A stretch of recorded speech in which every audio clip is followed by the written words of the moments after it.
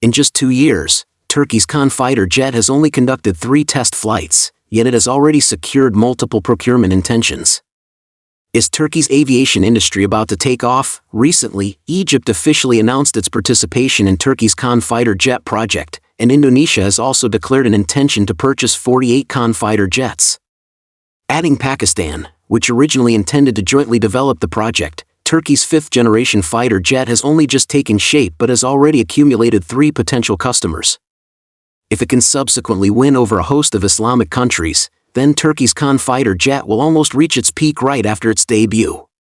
Turkey has never even built a 3rd-generation fighter jet, yet its first attempt at developing a 5th-generation fighter jet has attracted so much support.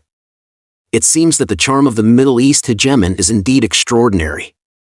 Many people say that the emergence of the Khan fighter jet has directly squeezed the market of the US F-35 and China's J-35, snatching away a large number of potential customers.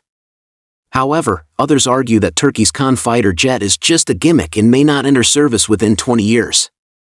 There are also claims that Turkey is now waiting for Pakistan to obtain the J-35, so that it can acquire key 5th-generation fighter jet technologies from Pakistan for its own Khan project.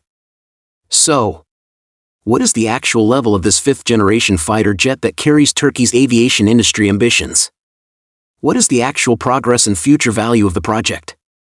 Will Pakistan become a key helper? At the Istanbul Defense Expo held at the end of last month, Turkey signed a memorandum of understanding with the UK for the procurement of Typhoon fighter jets, and the official procurement contract is likely to be finalized before the end of the year. The news came as a great surprise to many people. Hadn't Turkey just high-profile unveiled its own 5th-generation fighter jet and even announced plans to export it? Why is it still going to purchase Europe's Typhoon fighter jets? It all starts with the little overlord's dream of becoming a modern aviation power. Like South Korea and India, Turkey is also one of the YouTube 5. After witnessing China's success in developing its own domestic 5th-generation fighter jet, these countries all thought they could achieve the same and have successively put forward their own 5th-generation fighter jet programs.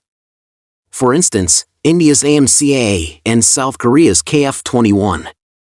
Turkey also launched the TFX project in 2010, which is now known as the Khan fighter jet. In fact, Turkey's 5th-generation fighter jet project did not proceed smoothly initially.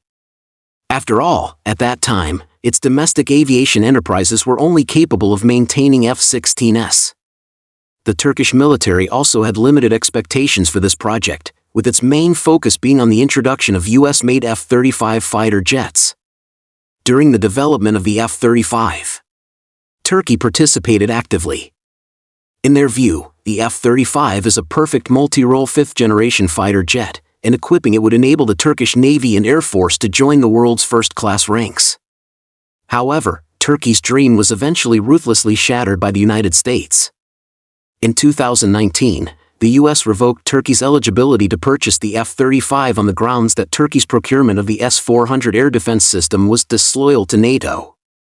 Nevertheless, Turkey has not abandoned the idea of leaning on the U.S. On one hand, they hope to use the funds invested in the early stages to upgrade the existing old F-16 fighter jets and, at the same time, purchase new F-16s. However, the U.S. did not meet all of Turkey's demands, which essentially dashed its Air Force equipment upgrade plan. Turkey's old rival, Greece, not only plans to equip French Rafale fighter jets but also has the qualification to purchase F-35s, leaving Turkey quite anxious. Therefore, Turkey has to consider importing 4th-generation fighter jets from other countries and, in addition, increase investment in its self-developed 5th-generation fighter jet project. The task division of the TFX project is that Turkish Aerospace Industries is responsible for the overall design, and Turkish Aerospace Engine Industries is in charge of developing the engine required for the new fighter jet. In 2013, the Turkish government reached an agreement with Saab, and the two sides collaborated to complete the design of the TFX. However, this plan fell through in 2015. In the same year, the UK announced that it would assist Turkey in designing the next-generation fighter jet, and Rolls-Royce also stated that it would provide engine technology to Turkey. With the UK's participation, Turkey's TFX project gradually got on track.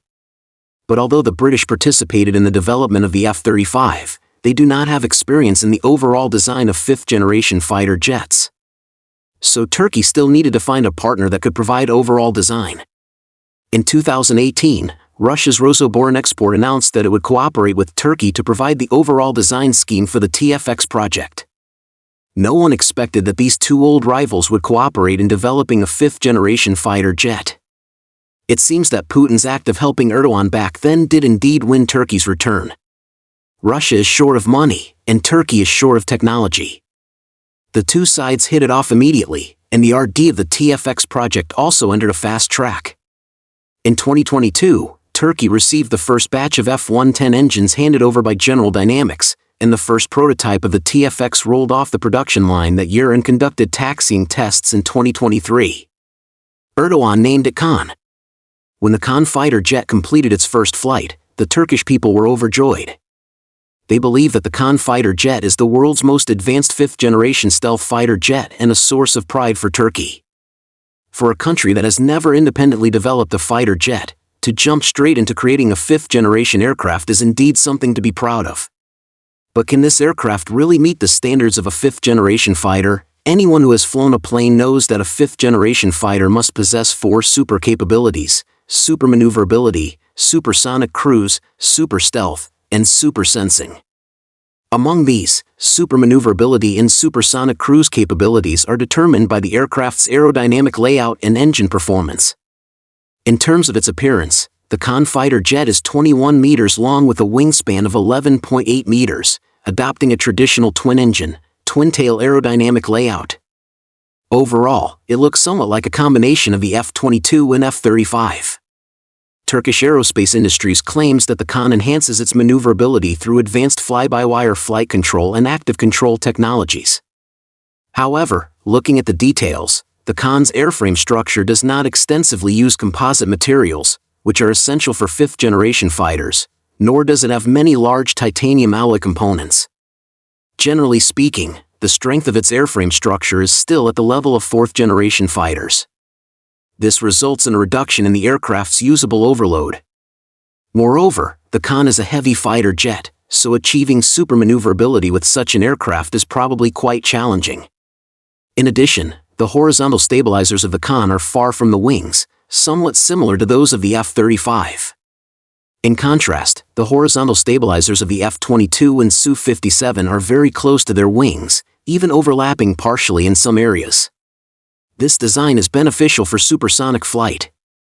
Since the Khan uses a tail design similar to the F-35, its ability to achieve supersonic cruise is also questionable. After all, the F-35 cannot perform supersonic cruise either. In terms of stealth capability, the Khan's design does meet the basic requirements for low detectability. However, the specific radar cross-section data remains unclear. Additionally, the stealth coating on the airframe is crucial. Currently, only China and the United States can produce advanced stealth coatings. Russia still falls short in this area, and Turkey is even less likely to possess such technology. Therefore, the stealth performance of the Khan is estimated to be comparable to that of the Su-57, but it will definitely surpass South Korea's KF-21 by a significant margin. The last capability is super sensing. According to Turkish officials, the Khan will be equipped with an active electronically scanned array radar, along with various electronic reconnaissance and countermeasure devices, as well as infrared search and electro-optical targeting equipment.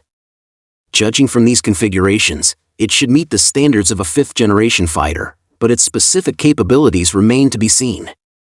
Overall, Turkey's Khan should be a fourth-generation fighter with the appearance of a fifth-generation one, or at best, barely reaching the level of a fifth-generation fighter. However, the most critical issue Turkey is facing now is the engine. The United States has clearly stated that it will not continue to supply F-110 engines to Turkey and has even withheld 2 of the first 10 aircraft purchased, apparently intending to choke Turkey's development. There were rumors recently that Turkey intends to import China's WS-10 to replace General Electric's F-110, but this is basically unfeasible. The structure and size of engines from China and the United States are completely different, and the Khan's airframe was designed for the F-110 engine. Replacing it now would likely require a complete redesign of the entire aircraft, at an exorbitant cost. Turkey has also stated that it will develop its own engine, but this is just empty talk. The external design of an aircraft can be misleading. but engines are not so easy to replicate. As long as the engine issue remains unresolved, any idea of the fifth-generation Khan dominating the skies of the Islamic world is just wishful thinking. Currently, Turkey still intends to ease its relations with the United States and reapply to purchase F-35 fighters, hoping to get the U.S. to lift the engine export restrictions. The prerequisite for this is that Turkey must abandon the Russian S-400 air defense system. There are rumors that Turkey's S-400 might be transferred to India, a solution that both the US and Russia could accept. But whether it will be implemented depends on Turkey's sincerity. After all, the US, Russia, and India are all tough players. If Turkey wants to join the fifth-generation fighter club and seize market share from US and Russian fighters, it will undoubtedly have to pay a huge price. Of course, Turkey has another key ally to help break the deadlock: Pakistan. Turkey and Pakistan have a close relationship and have collaborated to some extent on the Khan project. Pakistan previously stated that it wants to purchase China's J-35 fighters. Many people believe that once Pakistan obtains the J-35, it will inevitably share the technology with Turkey. This is not groundless. Pakistan once acquired Rainbow 3 drone technology from China and later shared it with Turkey. After obtaining the technology, Turkey designed the TB2 drone, which is very similar to the Rainbow 3, and captured a considerable market share. There are also rumors that some of the radar technology used in the Khan fighter is derived from the KLJ-7A of the JF-17, though there is no solid evidence. In conclusion, Turkey's fifth-generation fighter may seem glamorous, but its future is actually bleak. The most critical engine supply is being choked by the United States, and developing its own engine will be no easy task. Moreover, manufacturing engines requires rare earths, and it is questionable whether Turkey can obtain China's export license. Even if all equipment and material supply issues are resolved, the actual performance of the mass-produced aircraft remains unknown. Therefore, the Middle East overlord's dream of becoming an aviation power still has a long way to go.